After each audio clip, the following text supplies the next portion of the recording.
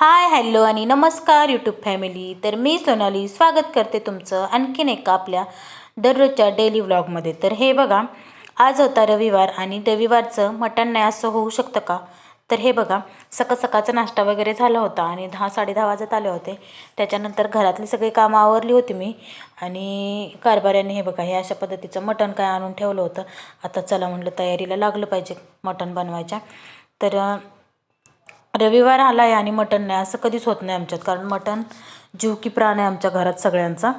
तर हे बघा अशा पद्धतीचं मटण आणलं होतं. थोडंसं कटिंग करते त्याला आणि बनवून घेते. तर बनवल्यानंतर तुम्हाला दाखवते. तर आपला व्हिडिओ असाच चालू कंटिन्यू राहील. तर पुढे काय काय होते नक्की पहा आणि हो, चॅनलला माझ्या नक्की सबस्क्राईब करा. तर हे बघा, एकीकडे मी जिरा राईस टाकला होता मस्तपैकी आणि दुसरीकडे ना फक्त याला न तेल होता मिठाचं म्हणजे पाण्यामध्ये ते शिजलं होतं छान असं. नंतर मी थोडं थोडं गरम पाणी टाकलं आणि ते चांगलं फोडणीला द्यायला सुरुवात केली. आता मटण तर शिजलं होतं सगळं काही. त्याच्यानंतर मसाला हिरवं वाटण वगैरे बनवलं, चटणी वगैरे घरची गावरान टाकली आणि अशा पद्धतीने मी फोडणी देत होती, म्हणजे तडका मारत होते. मसाला वगैरे सगळं परतून घेतलं.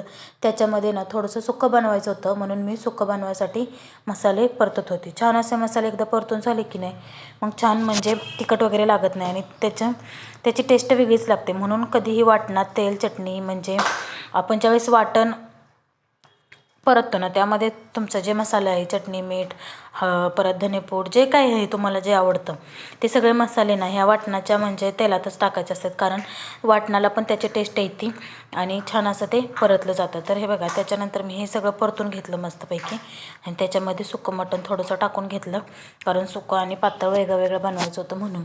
तर हे बघा अशा पद्धतीने ग्रेव्ही टाईप हे काय बनवलं होतं थोडंसं.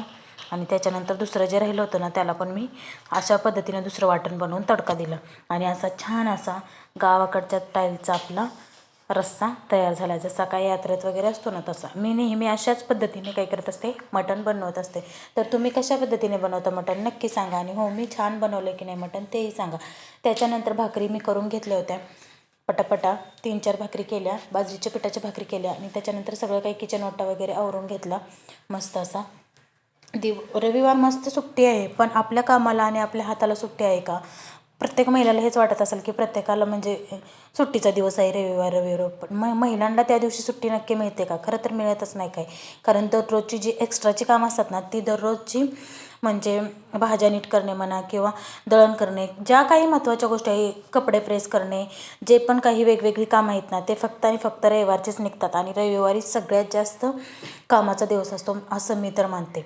तुम्ही काय मानता मला नक्की सांगा. तर आता हे बघा, उन्हाळा तर आता हळूहळू सुरू व्हायला लागला आहे. मार्केटमध्ये कलिंगड त्याच्यानंतर मस्कमेलन हे तर सगळं यायलाच लागलं आहे. पण सगळ्यात महत्त्वाचं म्हणजे मी तुम्हाला सांगू का, पाणी ना अजिबात पिऊ वाटणं आहे. थोडंसं जरी असं गरम पाणी असेल ना तरी पिऊ वाटणं झाले. म्हणून मी ना डेरा काढला होता आणि त्याला स्वच्छ असं धुवून घेत होते. मिठानं घासला ना डेरा. तर हा आम्ही गेल्या वर्षी घेतलेला डेरा आहे. तो मला वाटते 400 का 450 असा काहीतरी पडला होता आम्हाला. 20 लिटरचा पण नाही, मला वाटतं 15 लिटरचाच असेल हा डेरा, कारण याच्यामध्ये आम्ही फिल्टरची 20 लिटरची बॉटल भरून आणली ना तर ती पूर्ण बसत नाही. ती थोडीशी ना मला वाटते 5 ते 6 लिटर शिल्लकच राहते. म्हणजे हा 15 लिटरचा डेरा आहे. तर हा आम्हाला 450 रुपयांना पडला होता. आम्ही जवळच्या नर्सरीच्या तिथनंच घेतला होता. तर थोडंसं मीठ लावून घासलं ना त्याला तर तो एकदम असा पाणी एकदम छान पाझरतं आणि थंड लगेचच पाणी होतं. म्हणून कधी पण तुम्ही मीठ लावून घासून एक दिवस वापरायच्या आधी ना पूर्ण दिवस त्याला काय करून ठेवायचं, भरून ठेवायचं खराब पाण्याने. म्हणजे जे तुम्ही पित नाही ना पाणी, ते पाणी नळाला जे येतं ते पाणी तुम्ही भरून ठेवायचं त्याला, म्हणजे तो चांगला भिजतो आणि छान असा त्याचा काय होतो, मातीचा वास आहे का नाही जो तो निघून जातो. तर आता मी ह्याला चांगला मिठाच्या ह्यानं घासला होता. मिठाने मी आधी रात्रभर त्याला म्हणजे असं भिजवून ठेवला होता, त्यामुळं तो चांगला भिजला होता. म्हणजे पाणी गच्च भरून त्याला ठेवलं होतं मी त्यामध्ये. त्याच्यानंतर किचन कटा हे सगळं काही क्लीन केलं आणि जेवण वगैरे झाल्यानंतर संध्याकाळी 5 वाजता आम्ही सारसबागेमध्ये गेलो. गेल्यानंतर तिचं की नाही तिथं दुसरं काही नव्हतं खेळण्याजोगं, म्हणजे लहान मुलांना असं खेळायला काहीच नव्हतं, फक्त फिरणं आणि फिरणंच होतं तिथं. अलीकडं म्हणजे बागेच्या बाहेर जे खाऊ गल्ली आहे ना तिथं होतं सगळं, पण ते पे होतं, म्हणजे पे करून तुम्हाला जे आवडेल ते तुम्ही करायचं, म्हणजे पैसे देऊन झोक्यात बसणे म्हणा किंवा जे काय असेल तिथं ते होतं सगळं. घोड्यावर वगैरे बसायचं, परंतु आतमध्ये का नाही थोडंसं फिरायचंच होतं सगळं. खरं तर इथं मासं आणि कासव होतं. तर छान छान मासे होते इथं, पण पाणी अजिबातसुद्धा स्वच्छ नव्हतं. तुम्ही बघू शकता पाणी कसलं खराब वाटतंय. म्हणजे माशांना फिरायला भरपूर अशी जागा होती, पण पाणी अजिबात स्वच्छ नव्हतं. आणि कासव तर एवढे जास्त आहेत की नाही, बासच. कमळाचं फूल काय फुललंच नव्हतं. बघितलं पण त्यात काय फुलच फुलत नव्हतं. ते कोणता कलर होता ते पण कळत नव्हतं. फक्त कळ्यावरती आल्या होत्या.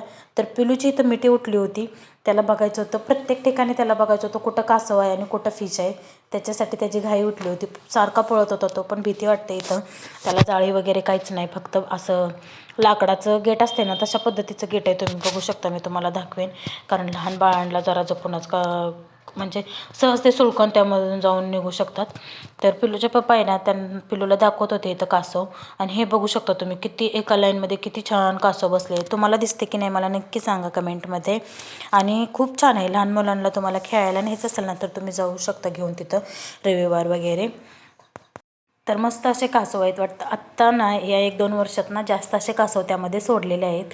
नक्की मला माहीत नाही, पण मासे एवढे मोठे होते ना, खूप मोठे मोठे मासे होते त्यामध्ये. आणि प्रत्येक माशाचा ना एरिया वेगळा वेगळा असल्यासारखं होतं. इकडच्या बाजूला वेगळेच मासे होते, तिकडं पलीकडे वेगळेच होते. त्याच्यानंतर ना म्हणजे पूर्ण मंदिराच्या भोवती जे गोल सगळं आहे ना, ते पूर्ण पाण्यामध्ये आहे. आणि आम्ही मटण खाल्लं होतं, त्यामुळे मंदिरात काय आम्ही गेलो नाही, पण आजूबाजूचा जे परिसर होता तो सगळा काही बघितला. पण पाणी आहे ना एकदम खूप खराब, असं जणू काही की ते गटराचं असल्यासारखं असं पाणी होतं. तुम्ही बघू शकता. हे बघा मासे किती मोठे मोठे आहेत त्यामध्ये. हे बघा असे व्हाईटवाले पण होते आणि गोल्डनवाला पण 1-2 होते त्यामध्ये मासे बरं का. पण प्रत्येक मासे आहे ना, म्हणजे प्रत्येक जातीचे वेगवेगळे माशांचं हे होतं, ग्रुप होता असं मला वाटते. कारण जिथं मांगूर माशाचे होते का नाही, ते पलीकडच्या बाजूला होते. त्याच्यानंतर कासव होते ती इकडच्या बाजूला होती. तर स्वच्छता मस्त होती इथं, कारण एंट्री करतानाच आतमध्ये खाऊ वगैरे काहीसुद्धा नेऊन देत नाहीत. कारण खूप प्रत्येकजण काय सेम नसतं आहे. प्रत्येकजण खाऊ खाणार आणि तिथंच कचरा करून जाणार. त्याच्यामुळं तिथं अजिबात एंट्री करतानाच खाऊ वगैरे काय नव्हतं. त्याच्यानंतर बाहेर आलो थोड्या वेळानंतर. आणि पिलूला ना काय खेळायचं होतं, तो खेळत होता. मला वाटतं त्याला तसल्या झुकझुक गाडीच्या याच्यामध्ये बसवलं होतं बहुतेक. आणि तो खूप एन्जॉय करत होता. तर असा काहीसा आमचा दिवस गेला. दिवसभराचा सगळा थकवा सीन सगळं काही गेला. आणि पिलूसुद्धा खुश झाला संध्याकाळी थोड्या वेळापुरता. त्याच्यानंतर काल गुरुपुष्यामृत होतं आणि त्याला ड्रॉप वगैरे दिला. त्याच्यानंतर तसंच आम्ही रविवार पेठेमध्ये गेलो. तुम्हाला तर माहीत आहे की आम्ही चहा कंपनीला देतो सकाळचा, आणि माझे कप सगळे काही संपले होते. तर कपाचा बॉक्स वगैरे घेतला. येता येता पिलूला त्याचा ड्रॉप संपला होता सुवर्णप्राशनचा. तर तो ड्रॉप पण घेतला आणि तिथंच वेट पण केलं, वजन पण केलं आणि ड्रॉप तिथंच पाजून आणला. तो ड्रॉप आहे ना पाजताना अर्धा तास जेवण केल्यानंतर, म्हणजे जेवण केल्यानंतर अर्धा तासानं तो ड्रॉप द्यायचा. आणि ड्रॉप दिल्यानंतर परत जेवण द्यायचं नाही अर्धा किंवा 1 तास.